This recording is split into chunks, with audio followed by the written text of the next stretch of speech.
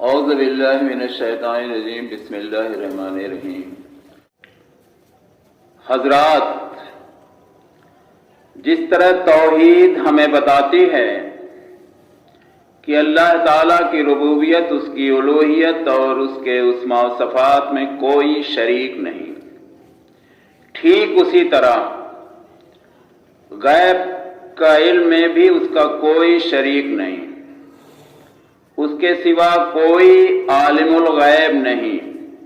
نبیوں اور رسولوں کو بھی اتنا ہی علم ہوتا ہے جتنا اللہ تعالیٰ وحی اور الہام کے ذریعے سے انہیں بتا دیتا، اور جو علم کسی کے بتانے سے حاصل ہو اس علم کو عالم الغیب نہیں کہا جا سکتا۔ عالم الغیب تو وہ ہے جو بغیر کسی واسطے اور ذریعے کے ذاتی طور پر ہر چیز کا علم رکھے، ہر حقیقت سے باخبر ہو، چھپی سے چھپی چیز بھی اس کے دائرے علم سے باہر نہ ہو۔ یہ صفت صرف اور صرف اللہ تعالیٰ ہی کی ہے، اس لیے صرف وہی عالم الغیب ہے، اس کے سوا کائنات میں کوئی عالم الغیب نہیں۔ حضرت عائشہ رضی اللہ عنہ فرماتی ہے، غور سے سنیے یہ حدیث، سارا فلسفہ آپ کے سمجھ میں آ جائے گا۔ حضرت عائشہ رضی اللہ عنہ فرماتی ہیں کہ جو شخص یہ گمان رکھتا ہے، حضرت عائشہ رضی اللہ عنہ فرماتی ہیں کہ جو شخص یہ گمان رکھتا ہے کہ نبی صلی اللہ علیہ وسلم آئندہ کل کو پیش آنے والے حالات کا علم رکھتے ہیں، اس نے اللہ پر بہت بڑا بہتان باندھا، اس لیے کہ وہ فرما رہا ہے کہ آسمان اور زمین میں غیب کا علم صرف اللہ تعالیٰ کو ہے۔ صحیح بخاری 4855، صحیح مسلم 287، ترمذی 3068۔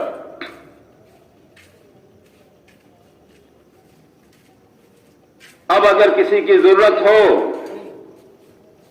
تو حضرت عائشہ رضی اللہ عنہا پر توہین رسالت کا فتویٰ لگائے۔ دوبارہ ہم پڑھ دے رہے ہیں، حضرت عائشہ رضی اللہ عنہ فرماتی ہیں کہ جو شخص یہ گمان رکھتا ہے کہ نبی صلی اللہ علیہ وسلم آئندہ کل کو پیش آنے والے حالات کا علم رکھتے ہیں، اس نے اللہ پر بہت بڑا بہتان باندھا، اس لیے کہ وہ فرما رہا ہے کہ آسمان اور زمین میں غیب کا علم صرف اللہ تعالیٰ کو ہے۔ صحیح بخاری، صحیح مسلم، ترمذی۔ حضرت قتادہ رضی اللہ عنہ فرماتے ہیں کہ اللہ تعالیٰ نے ستارے 3 مقصد کے لیے بنائے ہیں: آسمان کی زینت، رہنمائی کا ذریعہ اور شیطان کو سنگسار کرنا۔ لیکن اللہ کے احکام سے بے خبر لوگوں نے ان سے غیب کا علم حاصل کرنے کا ڈھونگ رچ لیا۔ ستاروں، پرندوں اور جانوروں سے غیب کا علم کس طرح حاصل ہو سکتا ہے، جبکہ اللہ کا فیصلہ تو یہ ہے کہ آسمان اور زمین میں اللہ کے سوا کوئی غیب نہیں جانتا۔ یہ ابن کثیر رحمۃ اللہ علیہ کی تفسیر سے۔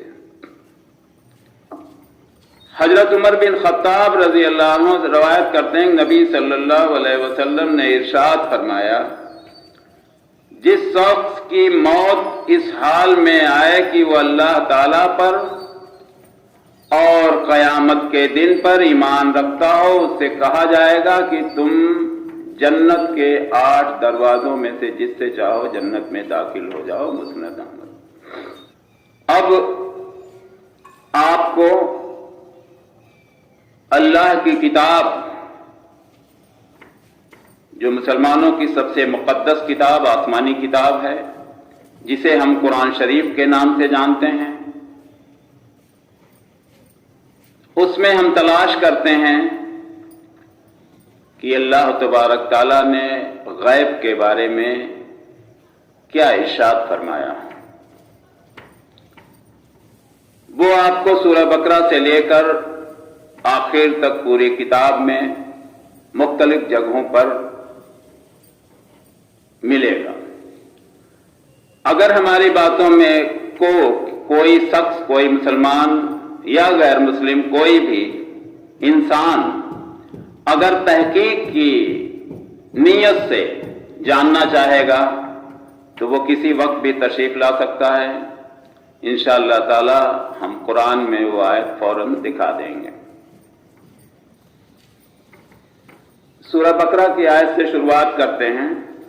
जब फरिश्तों ने कहा अल्लाह ताला इंसानी मखलूक पैदा करने की क्या जरूरत, तब अल्लाह ताला ने कहा जो मैं जानता हूं तुम नहीं जानते। यानी सारे फरिश्तों के बारे में कहा गया। अल्लाह ताला ने कहा जो मैं जानता हूं वो तुम नहीं जानते।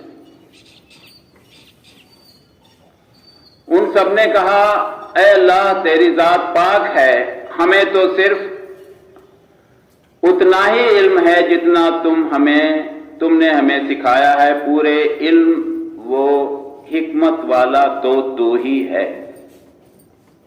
यानी फरिश्तों को, पैगंबरों को, रसूलों को सिर्फ उतनी ही इल्म की जानकारी है जितना अल्लाह तबारक ताला ने उन तक पहुंचाया है।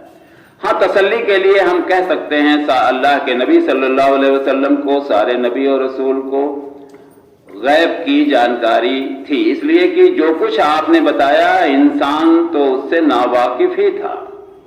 लेकिन आलमुल गैब सिर्फ और सिर्फ अल्लाह की जात मुबारक ही है। क्या ये नहीं जानते कि अल्लाह ताला इनकी पोशीदगी और जाहिरी हर बात को जानता है। ये नसीहत उन्हें की जाती है जिन्हें तुम में से अल्लाह ताला पर और क़यामत के दिन पर यकीन व ईमान हो, उसमें तुम्हारी बेहतरी, सफाई व पाकीज़गी है। अल्लाह ताला जानता है, तुम नहीं जानते। अल्लाह ताला को तुम्हारे दिलों की बातों का भी इल्म है। आसमानों और जमीन में हर चीज अल्लाह ताला की ही मिल्कियत है। तुम्हारे दिलों में जो कुछ है उसे तुम जाहिर करते हो या छुपाते हो, अल्लाह ताला उसका हिसाब तुमसे लेगा। ये सब सूरह बकरा की है। अब अल इमरान, यकीनन अल्लाह ताला पर जमीन और आसमानों में कोई चीज पोशीदा नहीं है।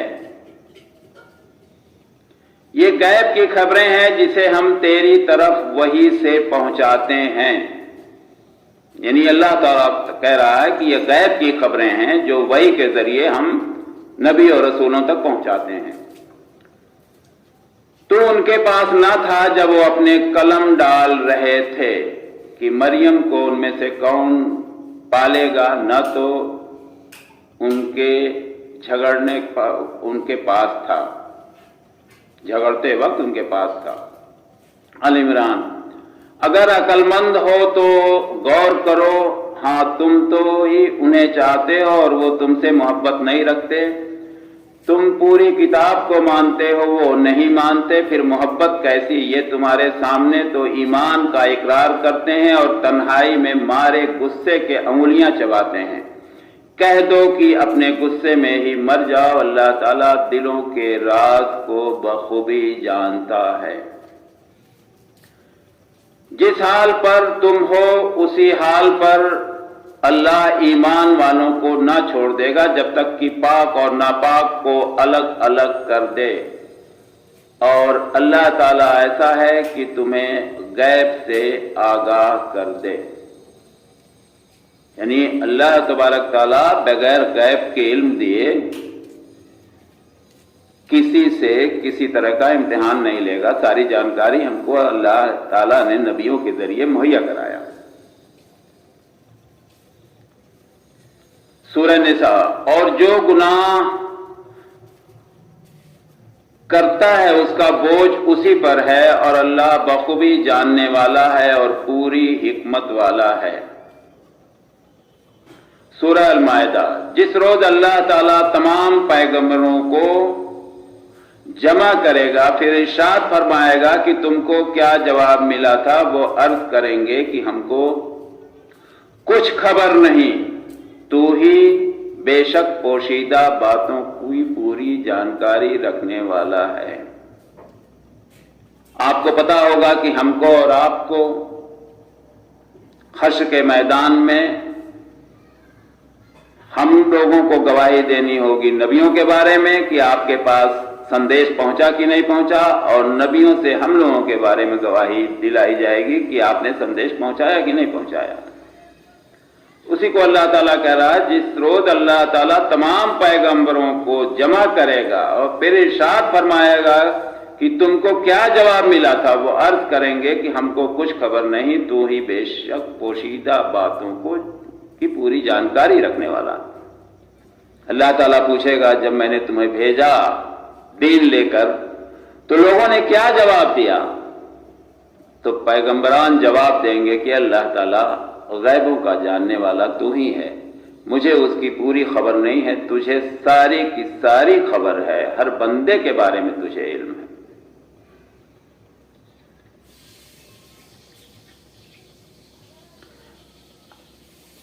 اور بھی انشاءاللہ تعالی غیب کے بارے میں مقصد میرا یہ ہے کہ آپ کو جوار کے مسلمانوں کو قرآن اور سنت سے جوڑا جائے۔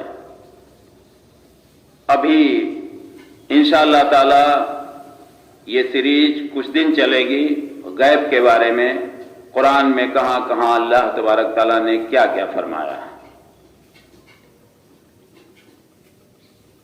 اور یہ کوشش کریں گے کہ آپ کو سارے مسلمان بھائیوں کو کسی طرح سے کوئی اور میرا مقصد نہیں ہے، نہ ہی کسی سے کوئی گلا شکوہ ہے، ہم سب انسان ہیں، سب سے غلطی ہو سکتی ہے، سب سے بھول چوک ہو سکتی ہے، یہ ہم سب کی ذمہ داری ہے کہ اگر کہیں کوئی خطا ہو گئی، کہیں بھول چوک سے ہم دوسری راہ پر بھٹک گئے ہیں، وہ راستہ چھوڑ کر سب سے سیدھا راستہ جو اللہ کے نبی صلی اللہ علیہ وسلم نے ہمیں بتایا ہے اور جس راستے پر چلنے پر کامیابی کی گارنٹی دی گئی ہے، اسی راستے پر ہم اپنا سفر شروع کر کے صحیح مسلمان بن سکتے ہیں۔ السلام علیکم۔